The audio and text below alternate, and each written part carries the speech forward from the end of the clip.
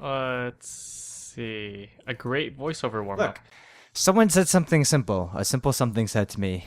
Simply simple, someone said. A simple something said to me. So how can you hear what people have said to you over the sound of my fidget spinning? Crooked cookies, cakes, and pies. Crush it, crack it, crapper ties.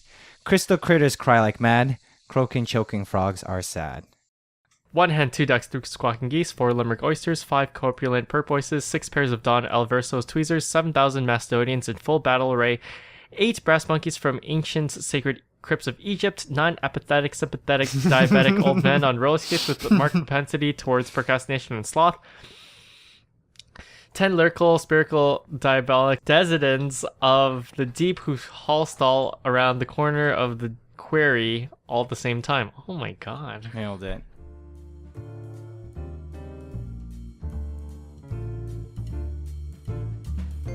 This is Neighbors IRL, a weekly challenge podcast hosted by Eddie Sang and me, Daryl Lee. This week's challenge, no Wi-Fi o'clock. So Daryl, coming from Montreal, how was your trip? Trip was good. Montreal was fun. Very humid, turns out, on the west end of Quebec there. But, we had a good time. Had an Airbnb in the St. Catherine Street. Or St. Catherine Rue. I don't actually know how to pronounce it still. But it's the gay village of Montreal. And there was a lot of restaurants and bars and nightlife venues close by, which is all my friends really wanted to do. So it was the perfect location. I don't think we left a 1 kilometer radius from our Airbnb. Did you notice the difference when you were, I guess, in the gay village of Montreal as compared to other parts of it? You've been before, right? Yeah, I've been to Montreal before. I guess the only difference is just it has more of like a Kensington Village feel if you're ever in Toronto. Kind of like really pedestrian friendly. Everyone's walking, everyone's having a good time on the streets. A lot of patios. Great patio weather this weekend. So we had a lot of fun this weekend. Nice. Interesting Airbnb, I have to say. What was interesting about it?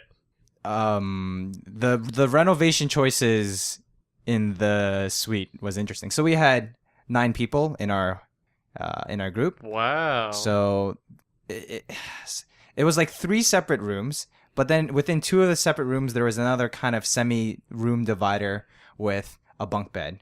So a room within a room, inception. And for every room there was also a shower in each of them. Yes, but there was only 1 bathroom to contrast. So 3 showers, 1 bathroom, 9 people. Makes sense to me. That's I don't know. That sounds like a lot of fun or really painful. Just one of the two. I can't decide which one. It was a lot of fun. Let's go with that. It was a lot of fun.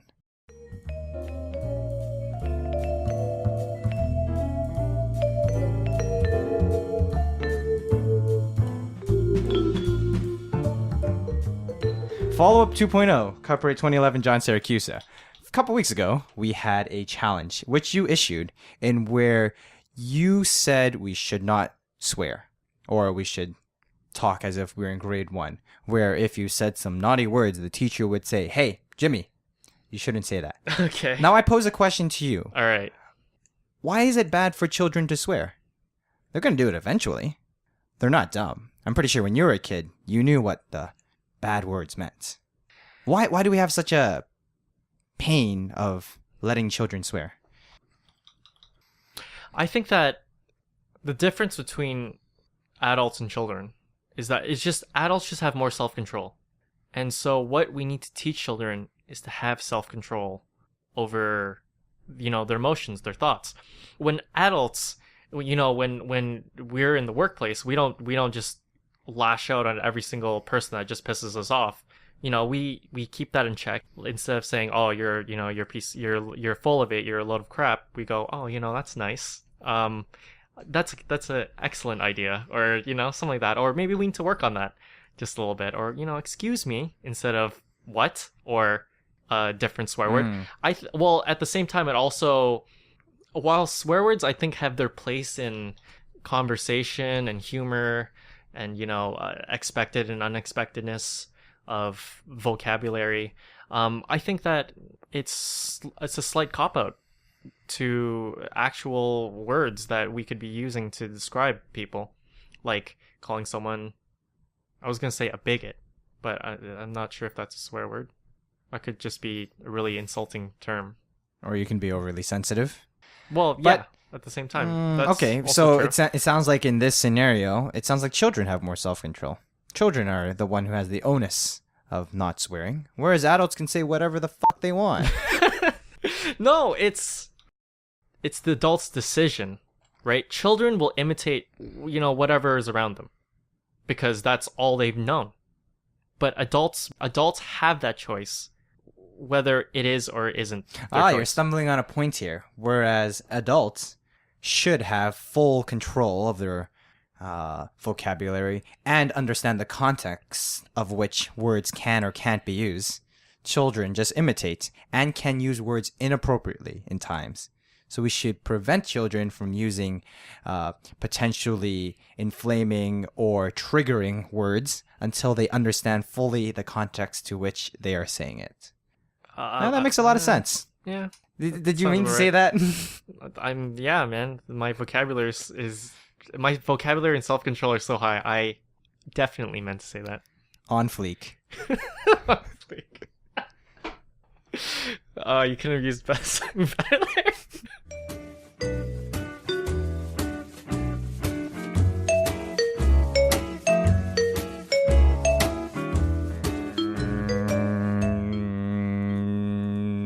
Black jeans.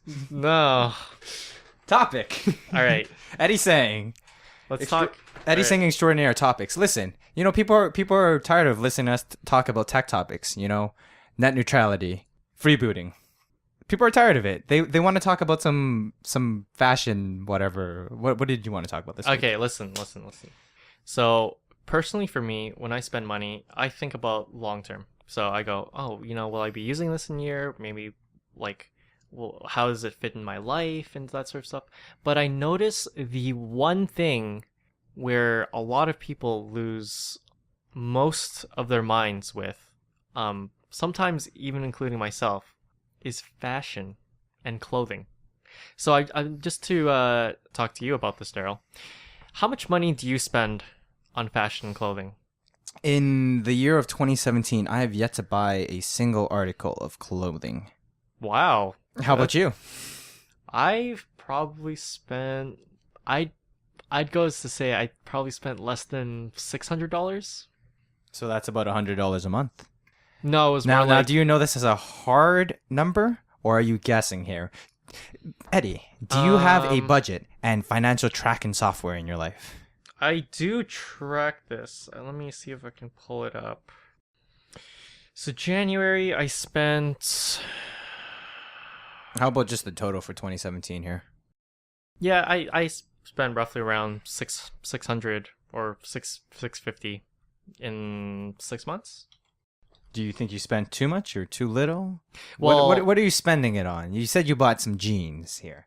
Okay, I bought some jeans for work, but Will you include a picture of your jeans in the show notes? no, they're just they're Uniqlo jeans. But okay, listen. Uniqlo. 400 of those dollars were spent on a leather jacket that retails for around 1,200 Canadian. Sure. What brand, make, model, year? We got to talk about the specifics here. The specificity. Was that? Listen, if you're spending Right. $400 on a jacket, I hope you know what jacket you're buying here. What is Yeah, this? it's a leather jacket. It's like a calfskin black leather jacket, man. It's great. Is it by anybody? Yeah, it's You know by, the normal question I think people will ask in fashion? Who are you wearing, Eddie? It's by a shop from Montreal or Quebec called M0851.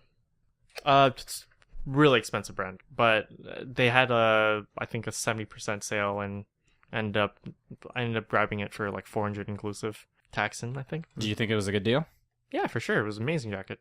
Yeah, for me personally, clothes, they have to last. If I buy an article of clothing, either it's complete dirt cheap and like I will destroy it, like I'll have no reservations with destroying it, or it's something slightly nice and I'll wear it for 5 years. Do you think more people should be buying clothing with a longer term in mind? Trends are that, fast fashion, as they call it, is the way of the future. Gap, Banana Republic, Walmart, Sears. Who else is in on this? Zara. Fast fashion? Listen, fast fashion. It's cheap. Turnaround is a couple months, and then you stop selling it, and then move on to something else. Freebooting is not an original tech idea. Fashion industry is freeboot central. Anyone can steal anyone's idea, and there's no path of recourse or reclaiming your ideas here. While fashion is fast, it's also incredibly easy not to be tempted by fashion if you don't go to malls and you don't seek. People need clothes, man. When they break, they need clothes. But how often do they break?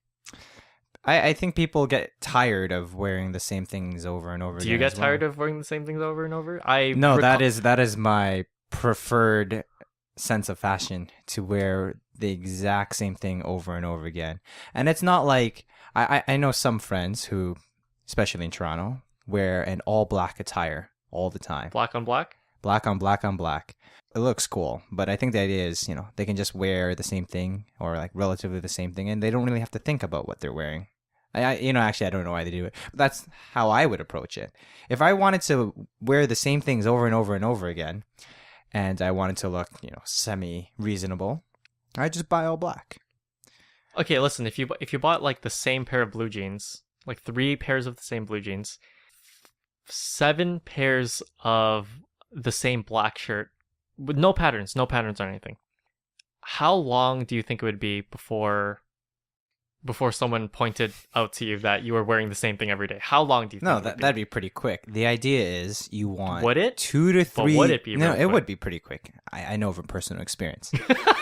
You need to have 2 to 3 different lower wears, and then about 8 to 10 different upper wears, and then you rotate. You got to make sure that all these pieces match together in some sense. It doesn't actually have to match. Most people don't have a sense of fashion, but just make sure they're not completely clashing, and then you can just rotate between the same 30 or so permutations of combinations of outfits, and you're good to go. Is this your philosophy? This is my philosophy. Do you practice your philosophy? Do you practice this philosophy? Eddie, have you ever seen me not wear currently the blue Obey pants, the black Arc'teryx pants, and the dark blue cords from Banana Republic for lowers? And my uppers right now include a white t-shirt, a white crew neck, a white v-neck, and this truck shirt I'm wearing, some polos and some button-ups. Some polos and some button-ups. And you haven't seen those polos or button-ups yet because, there hasn't been an occasion of formal wear. See it almost sounded like you lived a very minimalist lifestyle. Until you threw the polos and the nondescript polos and okay, listen. I maybe have about 100 pieces of clothes in my wardrobe, but I only really wear about 20 pieces at a time until they're worn out. Then I toss them. Then I move on to the next one. When in a previous year, I bought a sufficient amount of clothes such that I wouldn't have to buy for a while when they were on sale. You just got to wait for the Banana Republic 50% off sale, and then you stack another 50% off coupon, and then stack your 30% first time coupon onto it. And you have about $1,000 worth of clothes for $200 shipped to your door. It's the preferred way to live. I don't know if they still do that. Either way. Well, listen, I notice a lot of people are consistently on a never-ending quest to buy clothes. There's no end to this cycle.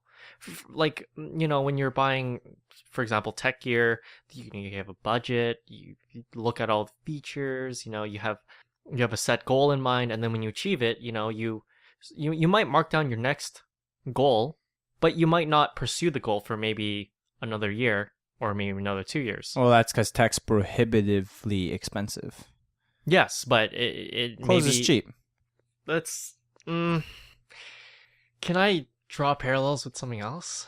No, we can keep on the tech one here because I actually find that interesting as well. You brought up a good point there.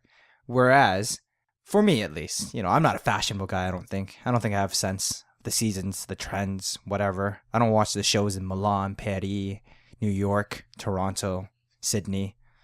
Tech marches forward with progress. Every year, computers get more powerful. Every year, phones get more powerful. They get more beautiful. More pixels on the screen. More cores in the CPU. Has fashion really improved since 16 whatever? I mean, has clothes gotten that much better? Sure, there may be technology improvements in some waterwear, some techwear. Maybe there's some improvements in comfortability and fit in some spandex materials. But those were all invented in the 1960s, 90s, 70s. Has there really been any fashion technology upgrade? And if there is, how come I'm not seeing it? How come the clothes keep wearing out? Well, I do buy fast fashion, but even more boutique or avant-garde fashion seems to change every season. Where's the march of progress? And why do people keep buying clothes then? Do you tell me? I'm in agreement with you here. we can't argue about this because we're agreeing here. Yeah. Well, it sounded like you knew. I was like, oh. No, well. I'm asking what's happening here. It's technology moves forward. I don't think clothes does. Why do people keep? Why does new lines come out every year? I guess Eddie, we're just not art inclined here. No, we're not listen, artsy people. listen, no, Daryl. I know the problem. You see, we're not the target market. That's it. No, we're in the demo. We're 18 to 35-year-olds. We're Yeah, young but professions. Yeah, but we don't spend like insane amounts of money on brand new clothes because those are like the stars of whatever brand, right? The people that would buy anything that's new from your brand. Those are all the star customers, the amazing customers. We're the budget customers where we'll only buy something if I don't think you're a budget. either A, we need it, or two, it's on sale. At that point, your margins diminish by whatever amount of percent. But, you bought a $400 leather jacket. 70% off. Yeah, the markups are insane. Turns out.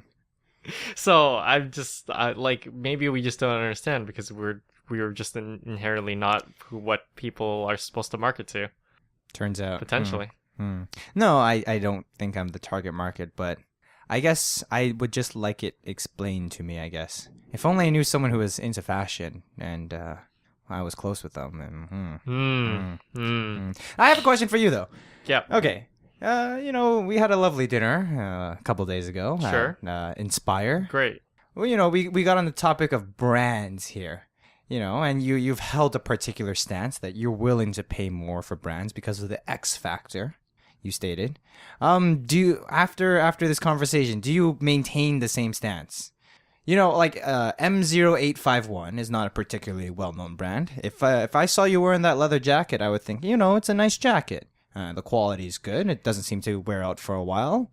Kind of looks nice on you. It fits well, and that's all that's important to me. But for you, you said you seem to have some affinity or put some value to the brand. Would you have paid more for that jacket if it was a Burberry jacket or a Gucci jacket? It depends on whether or not you want to wear the brand. Absolutely, but so I'm assuming, since of your stance on brand, you have affinity to some brands here. Could you maybe list off some brands you do have some feelings towards? So in terms of brands that I personally like, I like Apple as a company.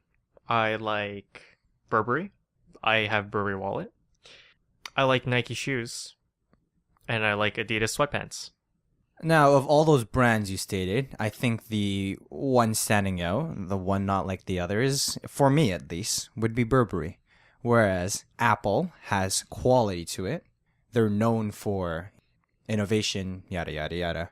Nike, there's a lot of fluff there, but I think their shoes are of a certain quality. I'm not an expert in the Nike shoes, whatever. Yeah. And, people love their Adidas sweatpants. Who doesn't want to be Eastern European once in a while? Okay. But Burberry, sure, Burberry coats, jackets, scarves, they look nice. I'm not sure if they're worth the 1,000% markup, though. Would you pay $400 for a Burberry scarf? Is that how much they cost nowadays? I think so. Should I save up for a scarf for you? Burberry, the classic cashmere scarf in brown, $550 on the Burberry site right now. Yeah, but see, Now, it I really can depends. go to Banana Republic, for example. Sure, I know they're not of good quality, but I can get I feel a comparable cashmere scarf, $50 to $100. Where's that last $400 going into, Eddie? Okay, there's two things that go into that. The first is the X factor that I explained to you about. So this is the design and what it represents, and exclusivity. So that's the only reason why these high-end brands can get away with that sort of markup. It's because when people buy certain high-end brands, when people buy brands that are loud, that's where the markup comes. When you bring out one of these brands, it's unmistakably that brand. A Burberry check pattern will unmistakably be Burberry. Louis Vuitton patterns, LV written all over it. It's Louis Vuitton. So that part comes into it, one. The second part that comes to it is the design. Some people just like the design enough to get it. That's me. I don't particularly care for Burberry as a brand. I just love that check pattern, and that's why I have it. And so the third is the exclusivity. While one brand costs $50, Banana Republic, and another brand costs $500, Burberry, just having that, I would say, item is an exclusive in itself, where you know that you will only have that item amongst a certain percentage of the population, which some people pay for. Some people will pay for that. So, and when it comes to brands, especially, when there's a bunch of factors that come into, how loyal, I would say, people are to a brand, and how locked down people are in an ecosystem, or have transition costs or dependencies on a particular product. And it comes down to exclusivity, and it's just a bunch of factors that people will put money down for, but a majority of people may not. So some of those factors you mentioned are more, maybe in the tech world. But fashion, I don't see any loyalty or ecosystem there. Something looks good if they look good. And of those factors you stated, what of those make you want to buy a $550 Burberry scarf? What? I don't want to buy one. What? I don't understand. You said you'd prefer the Burberry scarf, buying the Burberry scarf to the Old Navy scarf here. I didn't say that. Oh. What Burberry piece would you like to purchase? Just their wallets. That's it. See, I'm listen, I'm a person that, I buy just maybe one. I'm like a one or done. So after this, I'm done until my wallet breaks. Let's say M0851 Okay. comes up with a slim, no-fold wallet. Has a couple card, whatever. I don't remember what your wallet looks like. All right. Exactly the same design as the Burberry wallet. Okay. Same quality, same construction. Sure. Which one would you buy? At this point, I think I would buy the M0851 wallet. Sounds like you don't have any affinity to brands to me. I mean, it depends. Remember, when you're coming down to The specifics. that level, it comes down to the specific design comparison that you're going for. To each their own, I guess. how much value would you put to the brand? So for the wallet example, let's go back again. M0851 comes out with the same wallet, costs $100. How much more? I'm assuming, what's prohibiting you from buying the Burberry here is the price. How much more would you be willing to pay for the current wallet you have as compared to $100? So the current wallet I have costs around $200. How much more would I pay to upgrade? If you were given the choice again between a wallet of comparable quality being $100, how much would you, and anchor yourself to that price here? Really focus on that cognitive biases there. $100, how much you pay for Burberry? It's hard to answer this question. Listen, man. if you answer the question, now we know how much Burberry's worth to you. If it was a blind test where I didn't know the price of the Burberry, See Exactly. that? See, but No, I already know the prices, so Okay, well, you don't. It was okay. kind of like, so how much would you pay more? Like what I'm thinking about, I'm like, what do you mean? It's $100 more. Okay, listen. It's the exact same wallet. Burberry has a flash sale. Okay, I understand. And I understand. now it's where's the triggering point for Eddie saying to buy the wallet? What percentage of sale would be enough such that you decide, for an extra X amount of dollars, I'd rather have the Burberry one. My answer is full price. An extra $100. My answer is full price only because if any of these luxury brands have sales, they've already lost. Sounds like a lot of brands have already lost. Yeah, but I'm talking about luxury brands. Like Coach always has a sale. Coach isn't a luxury brand. Michael Kors always have sales. It's not a luxury brand. Burberry's has sales once in a while. They had some. Hermes have not sales really. once in a while. Once in a while, not Once in a while. not a regular occurrence. It's not like a Banana Republic sale, which is, You guess how many times Louis Vuitton has sales? I'm gonna guess 0 here. Exactly. Because if you have sales, you ruin if you have a high-end luxury brand where you're charging $2,000 for a jacket, you're not gonna have sales. Like that's it. Like that's the exclusivity factor of that. So you're willing to pay an extra $100 just to say, everyone, I've paid an extra $100. I paid $100 for Burberry. I The didn't pay $100 to buy Gap, or I didn't pay $100 extra to buy. That's where we're starting from Coach. a blank brand here. M0851, no one really knows the brand. It might as well be debranded here. Yeah, but it's also not a loud brand. Yes. It doesn't have a. Of course. So you're willing to pay an extra $100 in this case for a loud brand. That's all I'm asking. Yeah, that's what you're paying for. You're not paying for quality. You're paying for the brand at this point. You're paying for the design. You're paying for the brand. Oh, the design's the same in this scenario, except the check patterning. So you're paying $100 for the brand. Yeah, I mean, that's what it is, right? That's what it comes down to. Well, go Burberry. So if you go to burberry.ca and use offer code NeighboursIRL, you will get 0% off your next purchase.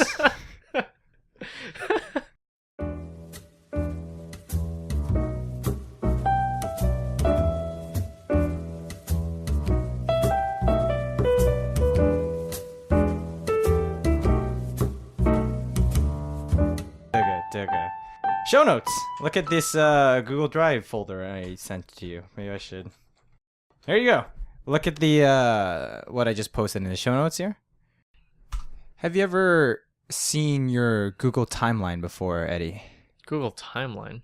What is this? What's a Google Timeline?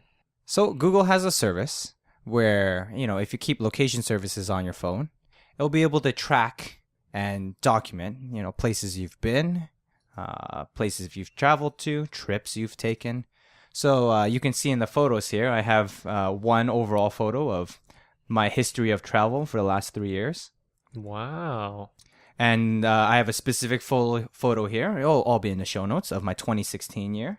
So, it's lovely. It keeps track of trips you've gone to. It knows where your norm is and where you're traveling to and if you've taken a trip or a vacation. And I've also included pictures from my Montreal trip from last year and my Tokyo trip from last year. And it can accurately determine whether you're driving, taking the train, walking, biking, what addresses you've been to, what time you've got to the location and when you left, and all sorts of fun data you can interact with. Am I able to see my Google Timeline?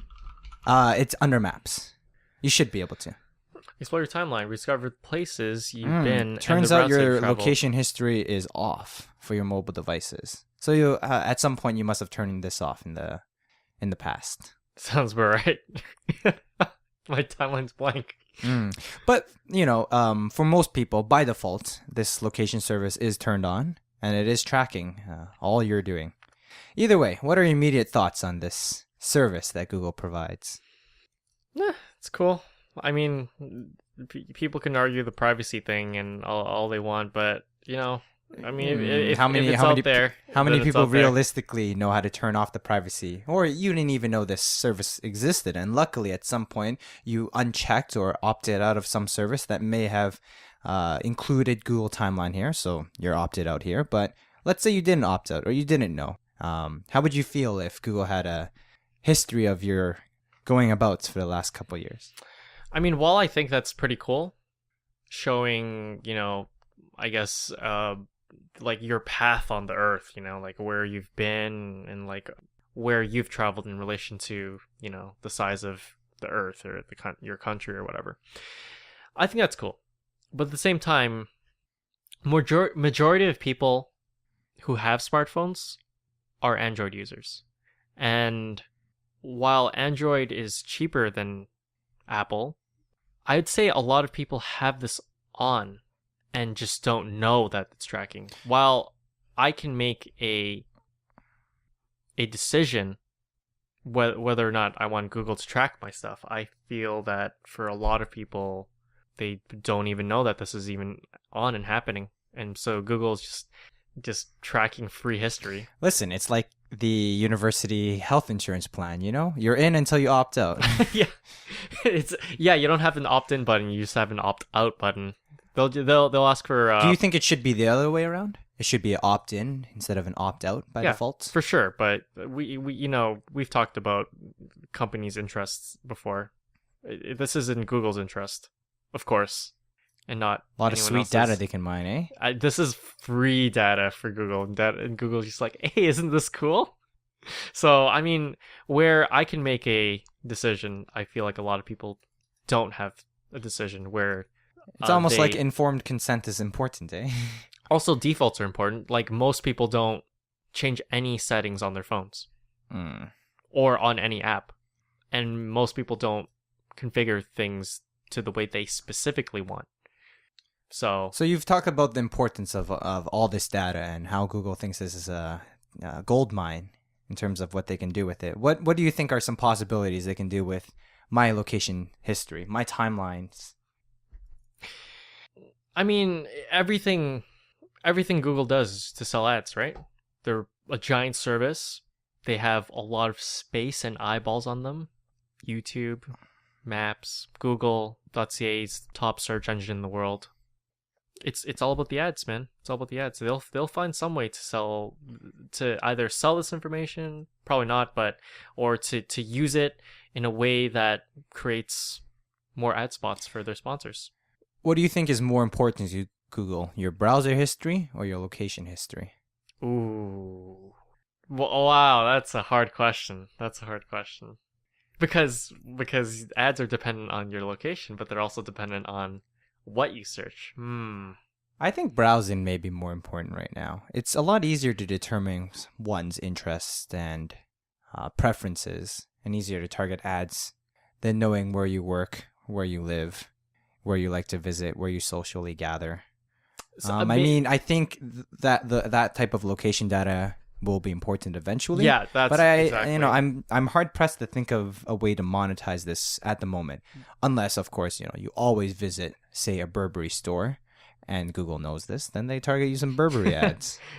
Well, it'd be pretty funny if one day you're walking on the street, and then you're walking past a bus shelter, and that bus shelter ad turns and it configures into an ad that's specific for you because of your history in that area. I'm sure somewhere in the world that's already happening.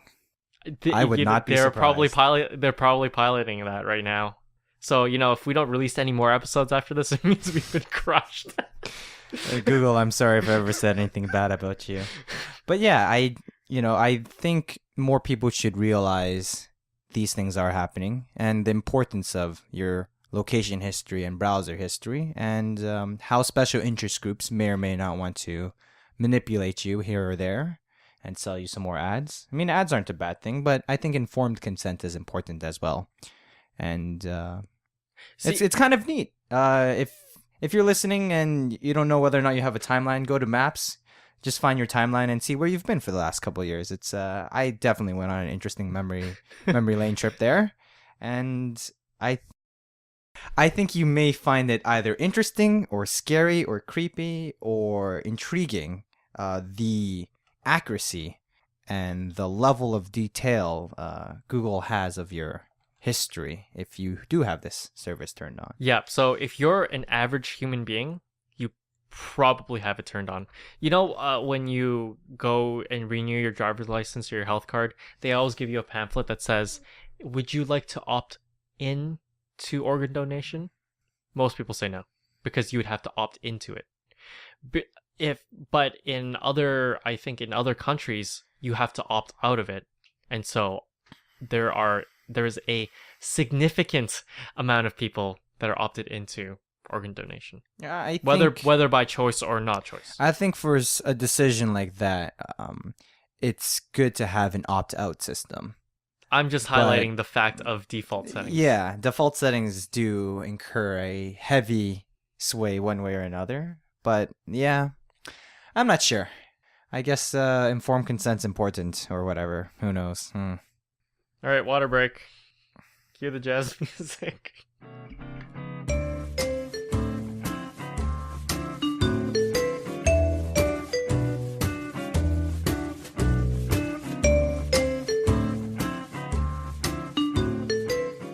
Challenge.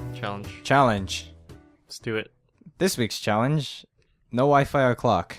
Okay, Did you have fun? No, it's just. Can we both agree it was the worst challenge ever, Daryl? Eddie, is it just because you're addicted to your phone here? No, it's just like if you go into the specifics. If we live in a system where we have this thing that we rely on, a cold plug is really hard. Oh, it wasn't a cold plug. You had a couple hours a day. No. See, cold plug as in like you're experiencing hours and hours of non-internet rather than rewarding yourself with an hour or two of internet. So what I'm saying is that while this was a pretty interesting challenge, we didn't have, like, I don't have a system in place right away where I was just like, oh, I don't have internet, but I'm at work and I can't entertain myself with internet, or I just got home from work. Shouldn't you be working while I was at work? Well, no, like maybe on my break or whatever, but like it's like, well, you don't have anything to fill in that thing. You didn't bring anything. Like I didn't bring anything to not internet with. You didn't listen to podcasts? I listened to more podcasts in this 1 week than I've listened to podcasts in my life.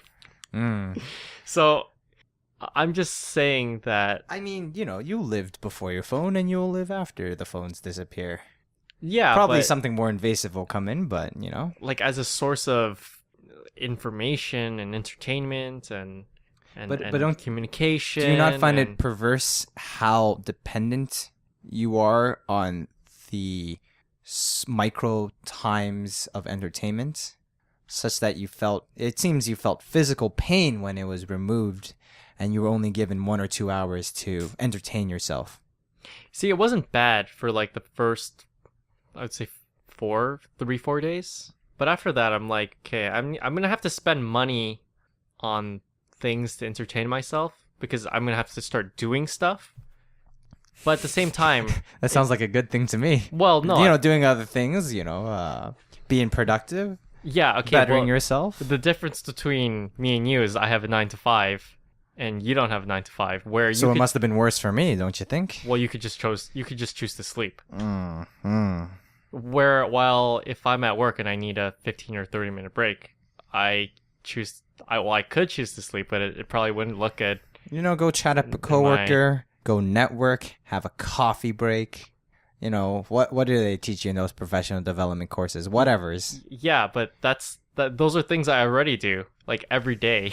So do you do any work at work? Well, no, like no, I'm joking. Yeah, well, like I'm just saying, if I'm living in a system where I don't have things that I can do or pick up to entertain myself as quickly or as efficiently or as effectively as the internet.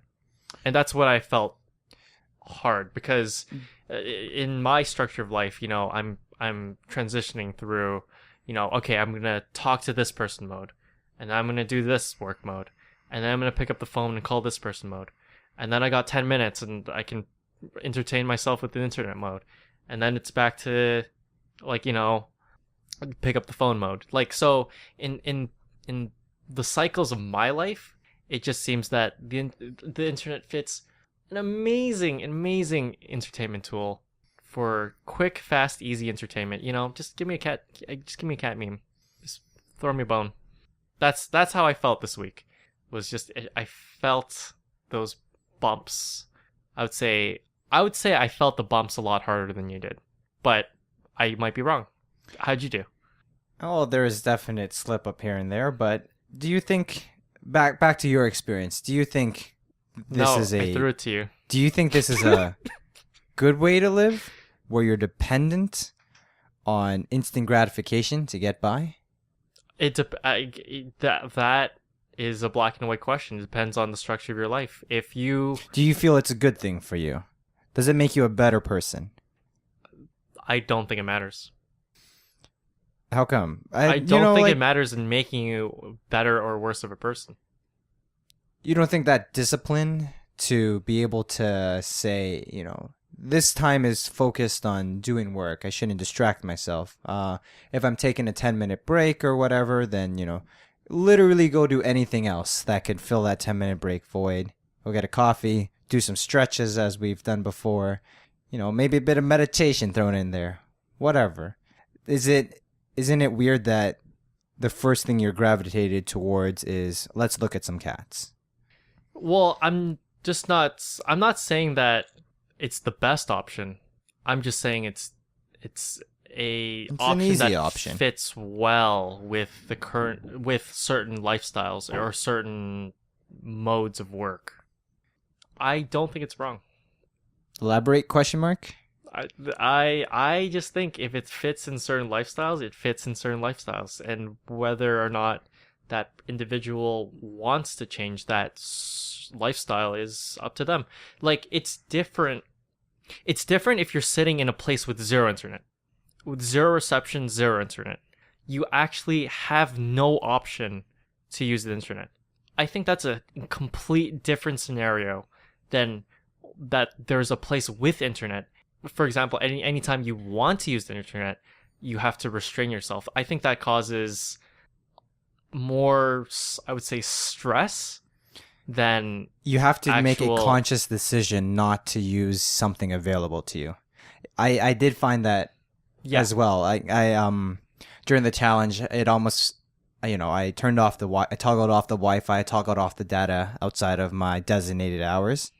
And I almost found myself thinking, wow, this challenge would have been a lot easier in the times where you only had 100 megabytes a month of data, You had some strong restraints, and it was almost like a scarce resource you had to manage, but it was easier to manage because it was scarce.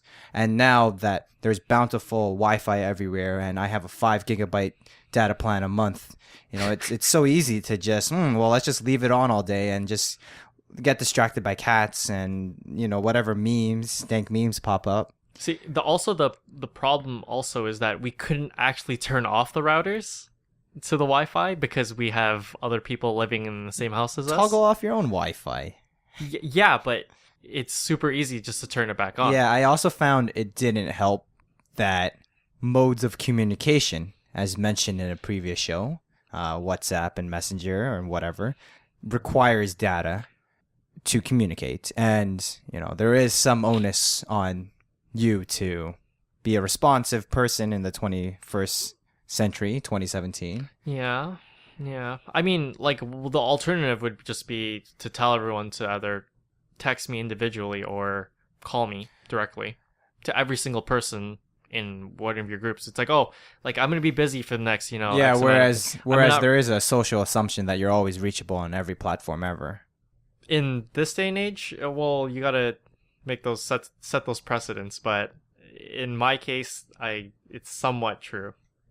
Is this a good life? That's all I'm wondering. I found it relieving at times to know that, for a while I'm not going to be distracted. I'm not going to look at the cats. Oh, okay, let's talk about you now, man. You were talking to me all Oh, the time. What did you do? So to fulfill this challenge, I did toggle off data and Wi-Fi whenever, and it was hard, when the messengers or like I needed to do a messenger here and there that I had to respond, and then I'll accidentally leave on the Wi-Fi or data. But back to the question of what I did. Well, This weekend I did stay in lovely Montreal, so that took up my entire weekend and, relieved the stress that you seem to have felt from this challenge, when you're always occupied, hanging out with your friends. And it was interesting during the Montreal weekend, there were times when we all realized as a group, say at a lunch, this is a real phone party here. Have you ever played the game where everyone puts their phone in at the middle of the table and first one that touches it have to pay the bill? We did a couple of those. I'm not sure what you mean by what I did. That's Well, if you're not on your phone, you're doing something else, whether that's sleeping, staring into space. well, I was hanging out with friends and being present in the moment. Whereas before, I'd say, I think it's creeped up on me again how rude I could be at times, being distracted instead of being present for certain social scenarios. That's all. I mean, it seems that is like the view that you've taken with this challenge, where you've found that the internet affects you most during social scenarios. Where for me, I found that for me, the internet affected me most during my downtime, where there was very little. I wouldn't say very little alternative, but there were alternatives that I could reach for. But the easiest thing to do would be to use the internet, because that's just what I prefer to do. I prefer to watch, long form videos about the things that I'm interested about, whether that's PCs, cameras, yo-yos, you name it. Like I love consuming content on those sort of things on YouTube, and that's where it hit me the most. But it seems that you've taken a difference, or the most impactful was during social, which was, it's interesting, where you found that was what hit you the most, unless I'm wrong. No, that's a fair assessment. But I was just wondering, is this a good way to live, the current state of things? Always being constantly just asking. That depends on your perspective. No, because and I'm curious about your perspective here. I will elaborate. So for you found that it impacted you most when you were socializing, because that's where you've found a heavy weighing on that sort of factor, and how much you care, or how much it bothers you, or whatever.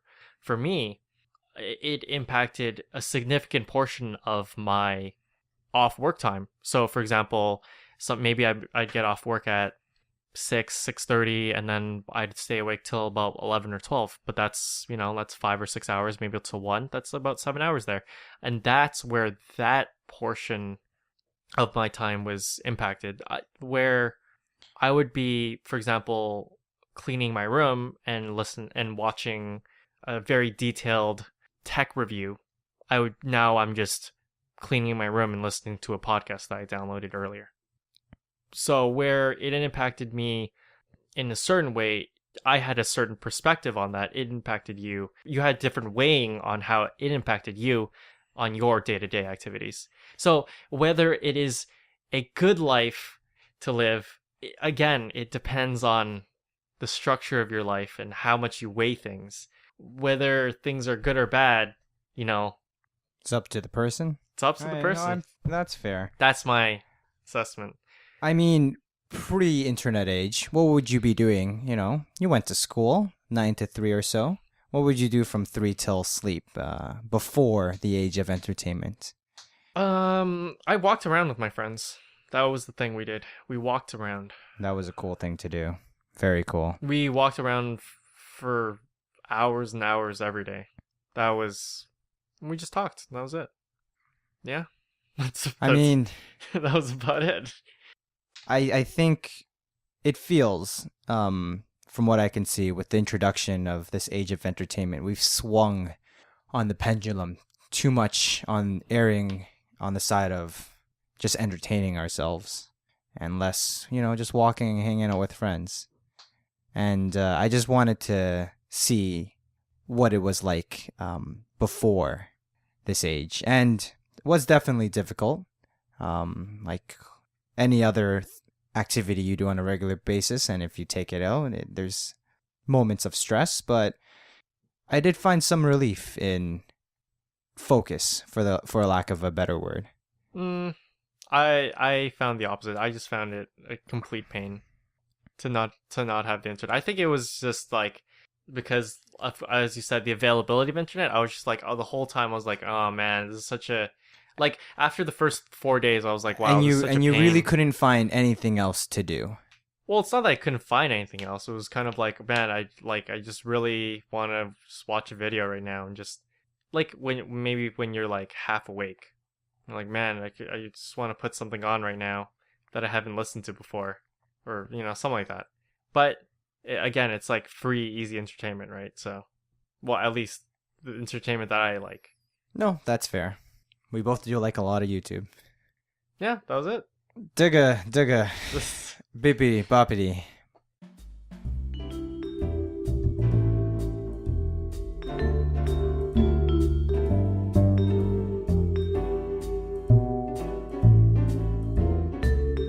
Challenge.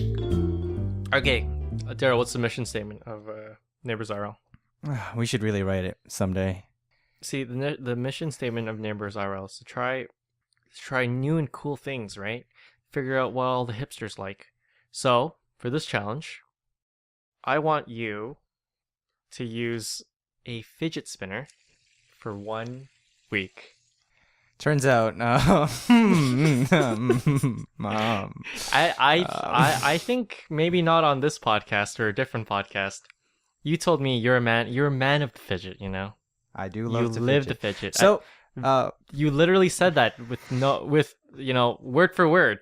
So someone brought a fidget spinner to Montreal, and whoa, I did enjoy it this weekend. So Yeah? I've already pre-challenged this challenge. Okay, so here's this is a nice extended series here. Here's the challenge. Okay, as much as of the day as you can, you must keep it with you, within arm's reach. So, use a fidget spinner. Report back. Your initial thoughts? Let's play some Overwatch. No, I'll that tell you was about your it. initial thought. I'll tell you about it. I'll tell you about it next week. Let's play some Overwatch.